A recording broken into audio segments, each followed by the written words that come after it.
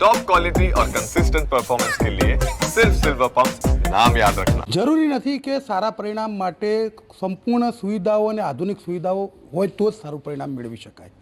વિસનગરની બાજુમાં આવેલા કાસા ગામની રજો પટેલ નૂતન સ્કૂલે આ જે સારા પરિણામ માટે સારી સુવિધાઓની જરૂરિયાત હોવાની જે માન્યતા છે તેને ખોટી પાડી છે. આ શાળા જે ગ્રામ્ય વિસ્તારમાં આવેલી શાળા છે અને આ શાળામાં જે એવા વિદ્યાર્થીઓ અભ્યાસ કરે છે કે જે આર્થિક રીતે ગરીબ પરિવારના છે, તેમની પાસે આધુનિક સુવિધાઓ નથી. આમ છતાં આ શાળાએ પરિણામમાં રેકોર્ડ સર્જ્યો છે. ધોરણ 12માં સમગ્ર ગુજરાતમાં ત્રીજા ક્રમે, તો ધોરણ 10માં સમગ્ર ગુજરાતમાં આ સેન્ટરનું પરિણામ પ્રથમ ક્રમે છે. 99.11% જેટલું પરિણામ આ શાળાએ મેળવ્યું છે અને તેનો શ્રેય નૂતન કેળવણી મંડળ છે કે એના સંચાલિત આ શાળા છે. અને નૂતન કેળવણી મંડળના જે પ્રમુખ છે પ્રકાશભાઈ પટેલ, કે તેમના દ્વારા વિદ્યાર્થીઓ સારું પરિણામ કેવી રીતે લાવી શકે તેનો સતત પ્રયાસ થઈ રહ્યો છે અને તેના ભાગરૂપે આજે વિસનગર શિક્ષણ નગરી બની છે. આપણે પ્રકાશભાઈ પાસે વાત કરવાનો પ્રયાસ કરીએ. પ્રકાશભાઈ, આ પરિણામ જે મળ્યું છે તેનો શ્રેય આપ કોને આપશો? સૌથી પહેલાં તો આ ઉજ્જવળ પરિણામ લાવવા બદલ હું તમામ વિદ્યાર્થીઓને ખૂબ ખૂબ અભિનંદન આપું છું અને અમારી શાળાના શિક્ષકો કે જેમણે સામાન્ય ઘરના ગરીબ ઘર પરિવારના દીકરા દીકરીઓના ઉજ્જવળ ભવિષ્ય માટે રાત દિવસ કામ કરી અને આટલી મોટી સિદ્ધિ હાંસલ કરી છે. અમારા નૂતન સર્વ વિદ્યાલય કેળવણી મંડળ અને સમગ્ર ગુજરાતમાં પ્રથમ આવવા બદલ અમારા વિસનગરના રહેવાસીઓનું પણ ખૂબ જ ગૌરવ વધ્યું છે. એ બદલ હું શાળાના સંચાલકોને, શાળાના શિક્ષકને, શાળાના આચાર્ય શ્રી જીતુભાઈને અને અમારા દીકરા દીકરીઓ કે જેમણે ખૂબ જ સારા માર્ક સાથે આજે પોતાના ઉજ્જવળ ભવિષ્ય માટે આજે કારકિર્દીની અંદર પદાર્પણ કરેલું છે. પ્રકાશભાઈ, એક માન્યતા એવી છે કે આધુનિક વર્ગખંડ હોય, સ્માર્ટ ક્લાસ હોય, સ્માર્ટ બોર્ડ હોય તો જ સારું પરિણામ મળી શકે. એટલે આધુનિક સુવિધાઓ એક પરિણામ માટેનો પર્યાય બની ગઈ છે. આપની શાળા ગ્રામ્ય વિસ્તારની શાળા છે, છતાં સારું પરિણામ મેળવી શકી, તો એ કહેવત ખોટી પડી છે કે ભાઈ સુવિધાઓ હોય તો જ સારું પરિણામ મળે. અહીં એવું નથી, તો શું કહેશો એ બાબતે? આપણી વાત તદ્દન સાચી છે.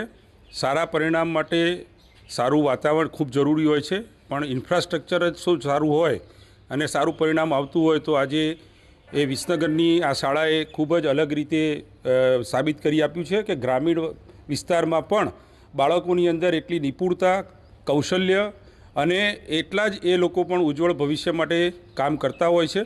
અમારી શાળા એ વિસનગર તાલુકાના કાસા ગામની અંદર આવેલી શાળા છે. નૂતન સર્વ વિદ્યાલય કેળવણી મંડળ છેલ્લા 83 વર્ષથી શિક્ષણ ક્ષેત્રે કામ કરી રહ્યું છે. ઘણા બધા વિદ્યાર્થીઓ આ સ્કૂલમાં ભણી અને પોતાના ઉજ્જવળ ભવિષ્યમાં પોતાની કારકિર્દી અત્યારે ભોગવી રહ્યા છે અને એનો અમને ગર્વ છે. ખાસ કરીને જ્યારે ગ્રામ્ય વિસ્તારની વાત કરીએ તો આપણને ખબર છે કે ઘણા આપણા દેશના રાષ્ટ્રપતિ અબ્દુલ કલામજી પણ એક સામાન્ય પરિવારમાંથી આવતા હતા, છતાં એ આપણે મિસાઇલ મેન તરીકે એમને આપણે ઓળખીએ છીએ.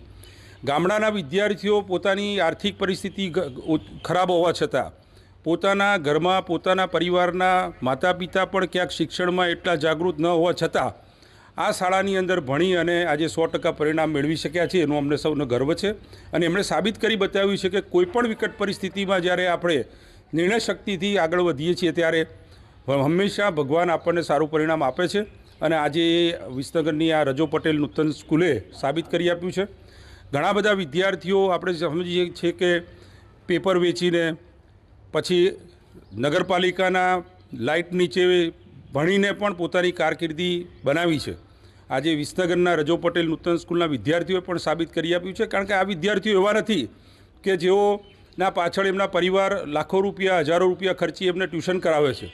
આ લોકો ગામડામાંથી ચાલીને સરકારી બસોમાં વરસાદ અને ઠંડીની કપરી પરિસ્થિતિમાં પણ પોતાને પડતી તમામ મુશ્કેલીઓને બાજુએ મૂકી અને ખૂબ જ પરિશ્રમ કરે છે અને પરિશ્રમનું પરિણામ આજે એમને મળ્યું છે. એનો અમને સૌને ગર્વ છે. અમે આ તમામ બાળકોના ઉજ્જવળ ભવિષ્ય માટે શુભકામનાઓ પાઠવીએ છીએ અને એમના હાયર એજ્યુકેશન માટે વિસનગરની અંદર જ નૂતન સર્વ વિદ્યાલય કેળવણી મંડળ સંચાલિત સાકળચંદ પટેલ યુનિવર્સિટીની સ્થાપના થયેલી છે, જ્યાં ગુજરાતની અંદર આ એક એવી યુનિવર્સિટી છે કે જે મેડિકલ, પેરામેડિકલ અને ટેકનિકલ તમામ કોર્સ એક જગ્યાએ ઓફર કરે છે અને અમારા વિદ્યાર્થીઓને હું સાકળચંદ પટેલ યુનિવર્સિટીમાં હાર્દિક સ્વાગત કરું છું. આપણી સાથે દીકરીઓ પણ છે. કેવી મહેનત કરતા હતા તમે? અને આ શાળામાં સુવિધાઓ એટલી પૂરતા પ્રમાણમાં નથી, છતાં ગ્રામ્ય વિસ્તારની શાળા પરિણામ મેળવ્યું, કોને શ્રેય આપશો? આનો શ્રેય અમે અમારા આચાર્ય અને શિક્ષકગણને આપીશું કે જેમની મહેનતથી અમને આટલું સારું પરિણામ મળ્યું. તેમણે અમારા પાછળ ખૂબ મહેનત કરી જેથી અમને આટલું સારું પરિણામ મળ્યું. શાળામાં શિક્ષણ કેવી રીતે અલગ કેવી રીતે છે બીજા કરતાં, કેવી રીતે શિક્ષણ તમને આપવામાં આવતું હતું અહીંયા? અમને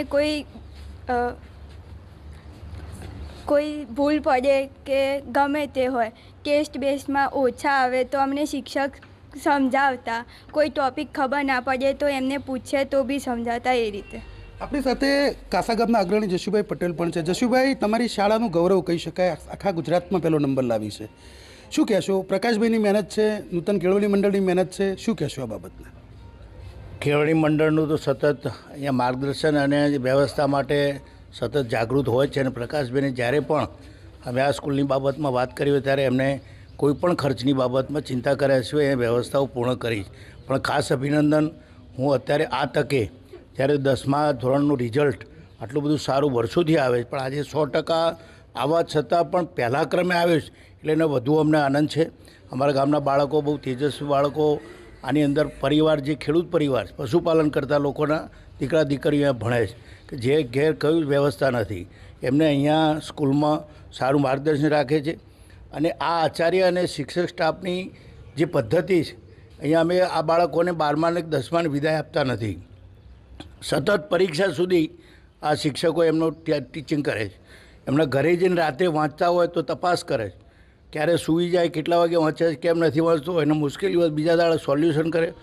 પેપરના દિવસે પણ આ સ્ટાફ બધા બાળકોની તપાસ કરી, કેવું ગયું પેપર, શું તકલીફ પડી, એનું માર્ગદર્શન કરે છે. અને એનું પરિણામ આજે અમને મળ્યું છે. 10મામાં તો આવ્યું પહેલો નંબર, પણ 12માના પહેલાં જ વર્ષે પહેલાં જ સેન્ટરમાં અમારે ગુજરાતમાં પણ 3જો નંબર જે મેળવ્યો છે એના બદલ પણ હું આ સ્ટાફને અને અમારા બાળકોને ખૂબ અભિનંદન આપું, શુભેચ્છા આપું. સફળતા ક્યારેય હસ્તરેખામાં નથી હોતી અને ચણાયેલી ઇમારત ક્યારેય નકશામાં નથી હોતી.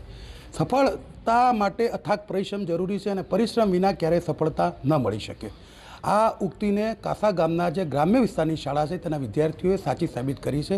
માત્ર ને માત્ર પુનરાવર્તન અને સતત મહેનતના અંતે ગ્રામ્ય વિસ્તારની શાળાએ સમગ્ર રાજ્યમાં પ્રથમ ક્રમ હાંસલ કર્યો છે અને આજે એક નાના ગામની શાળા સમગ્ર મહેસાણા જિલ્લા માટે ગૌરવ બની છે. અને તેનું એકમાત્ર કારણ એ છે કે સફળતા માટે અથાગ પરિશ્રમ. Kamlesh Raval, news capital, Mehsana.